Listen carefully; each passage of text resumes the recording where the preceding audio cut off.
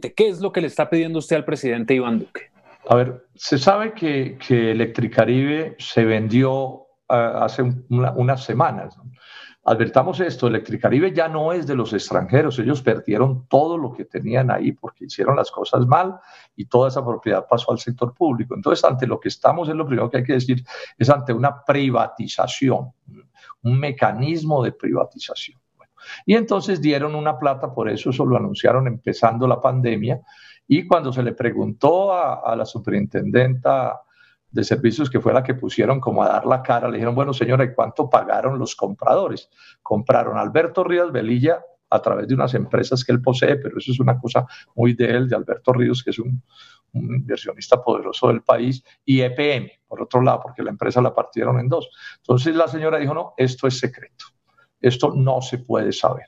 Yo desde ese mismo día protesté y he ido protestando y diciendo, pero ¿cómo puede ser secreto el precio por el que vendan una propiedad pública? Pública, porque si es un negocio entre dos privados, bueno, ellos verán, pero es que aquí no es así, este es un negocio público.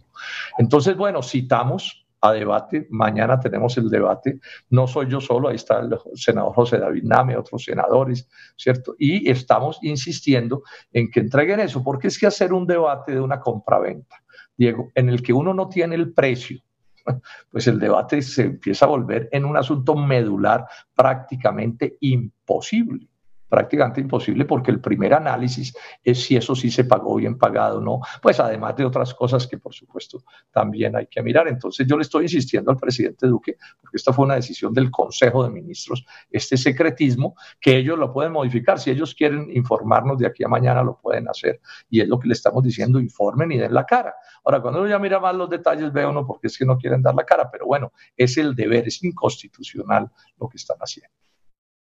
Sí, senador, es importante contarles a nuestros televidentes que buscamos al Ministerio de Minas y a la Superintendencia y nos respondieron que en el escenario en donde darían la respuesta sería justamente en este debate de control político, que es totalmente válido y de hecho es el escenario en donde se van a hacer esas consultas. Senador, usted asegura que esto se hizo un contrato tipo sastre. ¿Por qué?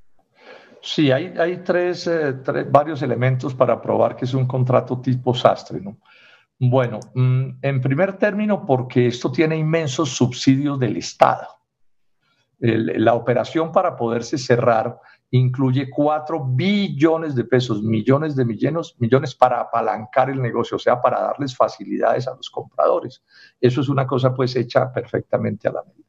En segundo término, porque cambiaron las normas de una parte para poder subir las tarifas de la zona de Electricaribe, que es toda la costa atlántica. En la costa va a haber un sistema tarifario especial para apalancar este negocio. Y en tercer término, porque modificaron otra norma para que EPM pudiera entrar a este negocio porque ella tenía unos topes que estaba pasando y que no podía entrar. Entonces es bien notorio que pues, es un negocio sastre a la medida. Y a eso agréguele que el precio es secreto, pues entonces es imposible un contrato más sastre que en Colombia. Yo no conozco en la historia del país un contrato más hecho a la medida para que esas dos empresas, sin competencia entre ellas, recordemos que una compra un pedazo y la otra compra el otro pedazo. Aquí realmente licitación, puja no hubo, sino que hubo en últimas adjudicación a dedo, cosa que es particularmente en el caso de Alberto Ríos, pues porque bueno, EPM finalmente es una empresa que le conocemos una trayectoria, pero que no es el caso del doctor Ríos Velilla. Claro, senador, usted ha dicho en varias oportunidades que se manejó con un secreto por parte del alto gobierno, de la misma presidencia, pero ¿por qué ese secretismo que usted advierte? ¿Esto a quién beneficia realmente y por qué se manejó bajo estos secretos como tal? A ver, lo que sabemos hasta el momento, y eso pues que no ha sido fácil, es que esta fue una decisión del Consejo de Ministros. O sea, no es una decisión. Aquí han intentado echarnos la mentira de que esto fue un asunto que lo definió quien hacía la gerencia de Electricaribe y la superintendencia. No, eso es paja. Esto es una decisión del Consejo de Ministros. Además, desde que decidieron ponerle precio, decidieron que era secreto. Pero además se fueron y en el plan de desarrollo metieron una norma para justificar el secretismo. O sea, hay un propósito de ocultar, pero nunca han explicado por qué.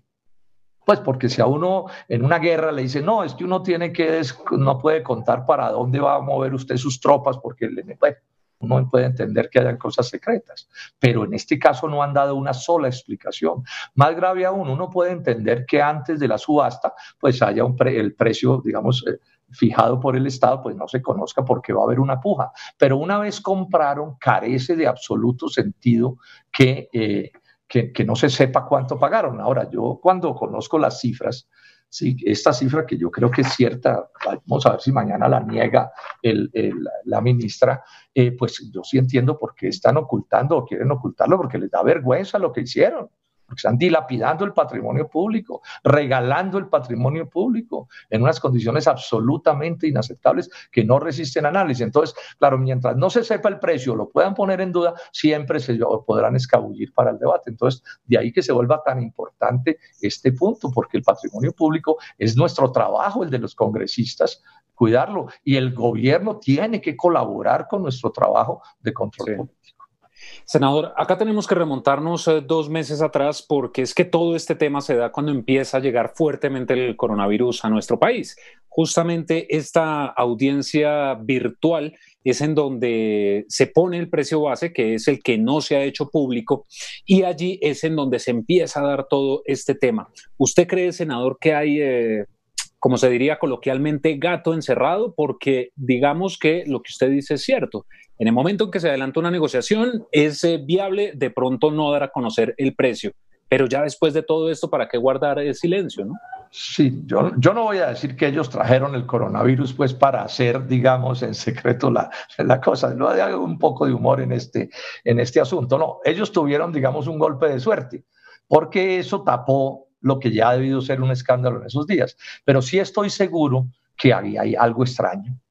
O sea, hay algo extraño que puede ser lo que yo acabo de decir, que les da vergüenza, pero puede haber cosas más graves. Yo espero que mañana Contralor y Procurador en persona estén en la comisión, ¿sí? Atendiendo la invitación que les hemos hecho. Es que esto no tiene antecedentes, una cosa de este calibre. Entonces, aquí cuando uno ya se pone a suponer cosas, a pensar, bueno, aquí puede haber lo que quiera, desgreño, irresponsabilidad, corrupción, puede haber, hay que decirlo con todas las letras, ¿sí? Porque ese es nuestro deber. Nuestro deber es decir con claridad las cosas, pero por lo menos hay un acto autoritario, de autoritarismo, de abuso del presidente de la República y del Consejo de Ministros de su poder. Eso es un abuso. Esto no tiene por qué suceder en un país como este, y estamos hablando de una propiedad 100% pública. Senador, hablemos y detallemos el papel de cada uno de los intervinientes en este proceso de la subasta, el papel de la ministra, la interventoría y de la propia superintendencia. ¿Qué ha descubierto en estos papeles de cada uno? Yo siempre le he seguido la pista con cuidado y nunca me ha gustado a todo este proceso de las privatizaciones. Es un proceso que desde el primer día, hace 30 años, lo montaron con una serie de reglas abusivas calculadas para el secretismo. Entonces, miren, les voy a contar esta anécdota. Yo cito a la ministra Suárez, a la ministra de Energía, y le hago el cuestionario única y exclusivamente a ella. ¿Y sabe qué sucede? Que ella no me responde un viceministro. Y de las 15 preguntas que le hago, entonces me dice, le contesto 1.5 y las otras se las contesta la superintendente de servicios públicos, con el que yo no tengo ninguna relación. Yo no, digamos, no tiene ella por qué responder las preguntas de los ministros, son funcionarios distintos. Pero entonces ella me dice que ella no me puede responder todas las preguntas porque me las tiene que responder la señora agente especial, o sea, la administradora de Electricaribe. Y ella me responde unas, pero hay otras que, por otro lado, se las han mandado a la UME. Entonces, yo lo que veo es una actitud de mala voluntad, de secretismo, de pelotear a los senadores, pero además es un irrespeto con la separación de los poderes. Es que nosotros no somos empleados del gobierno, nosotros no somos subalternos del gobierno, somos un poder político aparte, y este es un debate de control político, además promovido, entre otros, por un miembro de la oposición. Entonces, me parece que es irrespetuoso lo que han hecho. Por ejemplo, la respuesta que me da la UNE es el cómo. Yo les pregunto en cuánto han subido las tarifas, y entonces me contestan dándome 6 números de decretos y me dicen, en esos decretos está, calcule usted en cuánto subieron las tarifas. ¿Eso qué es? Esta burocracia tiene el deber de colaborar con la República. Ellos no son dueños del Estado. tienen que trabajar también a nuestro servicio. ¿Entre las ramas se le están yendo con esas respuestas, senador? Sí, es evidente que se están yendo entre las ramas, pero yo quiero insistir, es una actitud irrespetuosa, es que hay un dejo grande autoritario en este gobierno. Lo hemos visto de muchas maneras. Entonces les molesta que ellos tengan que compartir el poder, pero es que esa es la democracia, Diego. La democracia no consiste en que elegimos un presidente de la República y él y su burocracia pueden hacer lo que se les dé la gana. Nosotros somos tan respetables como ellos. Nuestro origen es tan democrático como cualquiera otro y estamos cumpliendo nuestras funciones y ellos tienen que facilitarnos las cosas, no enredarnos las respuestas, no ponernos las cosas más difíciles. ¿Cómo es posible que a mí no se me dé en cuánto han subido las tarifas de la electricidad en la costa en estos días cuando es parte del negocio? Es que el negocio solo se podía hacer si disparaban las tarifas en la costa atlántica, generándole más sufrimientos a los habitantes de esa zona del país. Senador, ¿realmente cuál era la situación de Electricaribe? Es decir, ¿qué le podemos contar a los televidentes de cuál era la situación real en el momento en el que empieza todo este tema? No, súper mala, súper mala. Yo no sé cuántos debates. Yo no soy costeño, pero yo soy un cachaco que quiero mucho a los costeños. No sé cuántos debates he hecho. No, la situación era malísima, porque esos españoles que se quedaron con Electricaribe duraron 17 años abusando, atropellando, corrompiendo, con la alcahuetería de todos los gobiernos. Nunca invirtieron lo que tenían que invertir, dejaron caer las redes. O sea, la situación de Electricaribe es un desastre y ahí hay que hacer algo. Por supuesto que sí, yo estoy de acuerdo con eso. Pero Diego, hay que hacer lo que sea correcto de hacer. De entrada, ya la empresa no es de los españoles, la empresa es del Estado colombiano. Entonces, ahí hay una circunstancia completamente nueva. La empresa era del Estado. La privatizaron en beneficio primero de unos gringos y unos venezolanos y fue un fracaso. Esos gringos y esos venezolanos se la vendieron a esos españoles y fue otro recontrafracaso. Y lo obvio sería ahora, después de que el Estado ha metido sumas inmensas de dinero, miren, los subsidios a las tarifas del Estado valen más de 12 billones de pesos. Es que lo que ha metido el Estado ahí es pavoroso. Y de entrada lo primero que han debido hacer es no meterse a privatizarla. Sí, sino dejarla en manos del Estado, entregársela a la costa Caribe ha sido mi propuesta, para que sea la costa la que haga de Electricaribe como una especie de PM, para poner pues un ejemplo que puede servir. Pero bueno, si al final se empecinan en privatizarla, pues lo menos es que entonces hagan un negocio bien hecho. Pero ¿cómo es posible que activos que valen una montaña de plata, más de 3 billones de pesos, o del orden de 3 billones de pesos, se lo vendan a alguien por 285.000? Es que la desproporción es demasiado grande.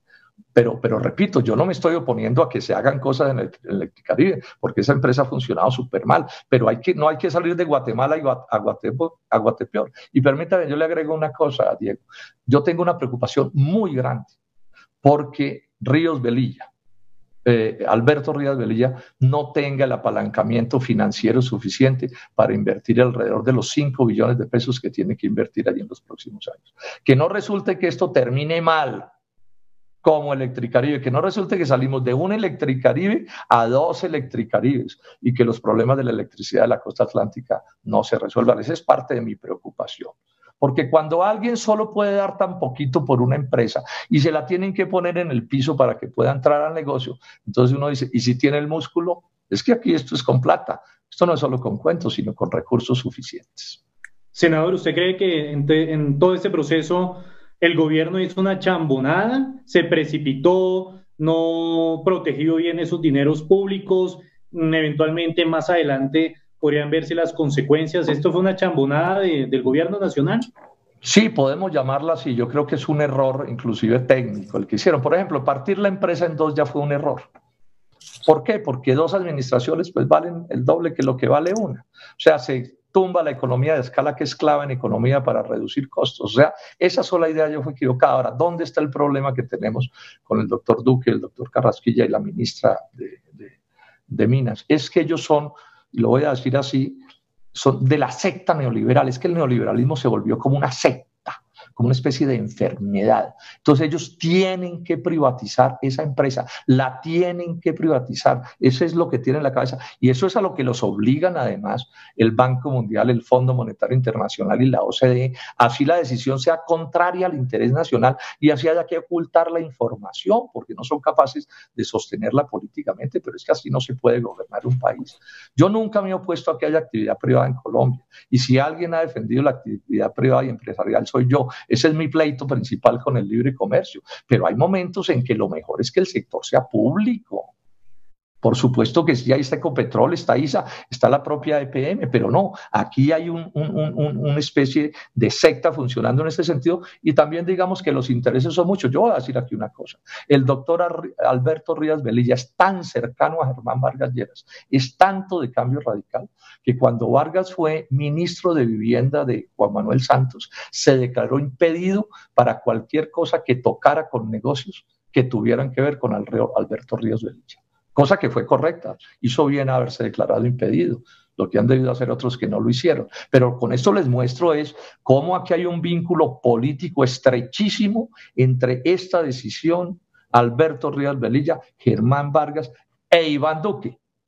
Y yo hago una pregunta directa, esto tiene que ver, este disparate, este absurdo, tiene que ver con que fue una manera de acercar a Germán Vargas y a Cambio Radical a la administración de Juan Manuel Santos, de Iván Duque, porque estaban distantes y un buen día hace unos, precisamente coincidiendo con este negocio, es cuando se vuelven amiguísimos. Ahora que hay un negocio de sumas inmensas y todo lo organizaron para que ellos pudieran estar en el negocio.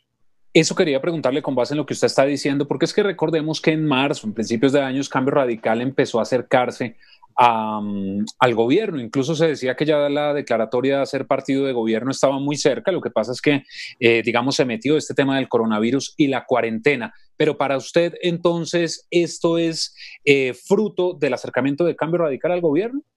Pues los hechos muestran la coincidencia. Los hechos son inapelables.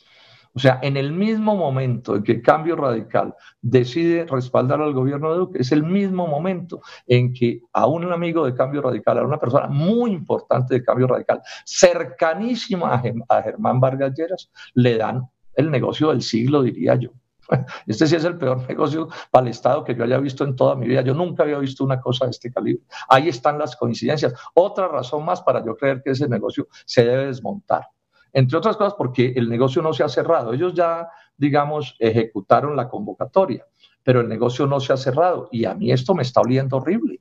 Y más cuando se empecinan en ocultarnos lo que ya sabemos. Yo espero que mañana nos den la cara de una vez por todas, pero de momento hoy todavía el doctor Duque y la ministra de Energía se niegan a darnos una información que ya conocemos, quiero repetirle a los colombianos, porque la mostró Ener Pereira, que es una empresa mayoritariamente pública en Pereira, pero que controla Alberto Ríos Velilla, porque es que esto tiene las historias de él, de cómo se tomó a Ner Tolima y se tomó a Ener Pereira en asocio con los famosos Nule, etcétera, inclusive en asocio con los Char. Es que esto tiene mil historias que también me ponen en preocupación con unos antecedentes que me llenan de preocupación con esta operación. Y repito, es evidente que este es un negocio de Cambio Radical en el sentido en que su favorecido es un pilar de ese partido y de Germán Vargas Lleras en persona. Claro, senador, en la mitad de esta subasta de lo que hizo el gobierno nacional en los últimos meses, está la gente, están los usuarios, quienes han visto ese drama que usted ha comentado al principio de esta entrevista con mal servicio, cortes de energía, que hay que decirle precisamente a la gente que tiene como servicio a Electricaribe y ahora con todo lo que está pasando. No, que hay que arreglar lo que hay, es malísimo. Yo estuve, o sea, yo llevo, no sé, años, muchos años, yo llevo en la Comisión Quita muchos años haciendo debates sobre Electricaribe, he hecho muchos debates, bueno, no solo yo, la comisión toda se ha interesado por ese tema y he estado pendiente y voy a foros a Barranquilla y a otros sitios, he escrito al respecto, etcétera. Y claro que eso hay que mejorarlo, pero mejorarlo no puede ser de cualquier manera porque, entre otras cosas, pues porque si hay corrupción y favoritismos y ventajismos, eso es inaceptable en cualquier circunstancia, pero además porque estamos corriendo el riesgo de salir de Guatemala para volver a caer en Guatemala o inclusive en Guatepeor, porque este tipo de negocios no son garantía. Yo quiero insistir, mire, El problema más grave que terminó habiendo con Electricaribe, además de 1000 abusos, es que no invirtió lo que tenía que invertir. Entonces, el sistema eléctrico de la costa se hundió a costa del sufrimiento de los costeños, ¿cierto? Y entonces esta operación en buena medida apunta a que se le puedan invertir en los próximos 10 años unos 10 billones de pesos. Entonces, usted para eso necesita músculo financiero, eso no es cualquiera el que lo puede hacer. Entonces, aquí puede terminar como nos pasó ya con Electricaribe y como pasó con unos otros extranjeros antes, que nos dejen, como se dice coloquialmente, mamando. Y ellos hacen su negocio, se ganan sus platas, como sea que se las ganen, y el servicio de la costa sigue siendo tan malo como era. Es que ese es el tema de fondo del que estamos hablando. Es que yo no veo con estas cosas hechas así, yo no veo garantía. Porque es que tuvieron que casi regalarle la empresa porque no tiene músculo, no es porque la empresa no pueda ser rentable. O sea, cualquier negocio que tiene 2.7 millones de clientes, de usuarios, ahí hay un negocio. Es evidente que ahí hay un negocio, ¿sí? Y resulta que no han sido capaces de manejarlo porque lo han manejado mal, ¿sí? Pero además mire usted cómo se le acercan, ¿no? Que es pues como si casi que regañados, ¿no? Como que entonces a mí, ¿por qué me metieron en esto? No, que no nos echen cuentos, que no somos bobos y que sabemos que ahí hay un potencial inmenso en la medida en que las cosas se hagan bien. Sí, pues 4:52 p.m. Como les decíamos más temprano, el gobierno nos ha dicho que mañana responderá en ese control político a todas las preguntas que tienen los senadores, así que pues senador Robledo, estaremos muy atentos a ese debate de control político y quiero hacerle una rápida para irnos. Se había dicho que el Senado iba a sesionar de manera presencial desde hoy. ¿Qué pasará finalmente, senador? ¿Se van a quedar en la virtualidad o qué? No, eso sí depende casi que exclusivamente del doctor Lidio García, ¿no? El del senador Lidio García. Él es el que tiene, pues porque, digamos que esas son decisiones de la Junta Directiva, pero digamos que él tiene dos allí, son dos que están unidos con él y entonces está en manos de él en últimas la capacidad de decidir y pues, nos toca esperar para saber qué va a pasar, pero yo estoy insistiendo en una cosa, ¿no? Yo soy amigo, ustedes lo saben, del Congreso Presidencial. Yo creo que parte del problema que estamos teniendo con este gobierno y que tiene que ver con esto, ¿no? No es lo mismo este debate con las barras llenas que este debate virtual, este de mañana, sí. Yo creo que el gobierno está desarrollando una lógica autoritaria y sus amigos en el Congreso para no dejar operar bien el Congreso. Pero bueno, estoy insistiendo en una cosa, que si por lo menos se opera con esta virtualidad, se cubran todas las formas que nos aseguren a los congresistas que actuamos que no nos van a utilizar el micrófono para impedir comunicarnos. Es que esta es una de las partes más complicadas que tiene este sistema. Cuando uno está en la sesión, pues uno tiene derecho al pataleo, como se dice, ¿cierto? Usted se puede parar y acercársele al presidente y al uno y el otro, y se pueden juntar unos congresistas y exigir garantías y tal. Pero uno con este sistema de que, pum, le apagan el micrófono, pues es un sistema... Ahí pelea usted con el computador. Exacto, y no tiene, y le da uno como una desesperación, uno bregando. Sí, a mí me ha pasado que me llaman a lista y yo intento contestar y el aparato no funciona, y yo veo que allá no se dieron cuenta que yo sí estoy. Es una cosa realmente medio angustiosa. Entonces, insisto mucho en que los encargados de esto, los presidentes, por lo menos sean ultra cuidadosos y espero que eso mañana nos suceda así, que nosotros podamos intervenir con la flexibilidad de la sesión presencial y no que resulte pues que eso no se dé. Eso sería, ese es un punto grave que tiene esto de la virtualidad. Bueno, pues senador Robledo, muchísimas gracias por haber estado en Semana Noticias. Que tenga buena tarde.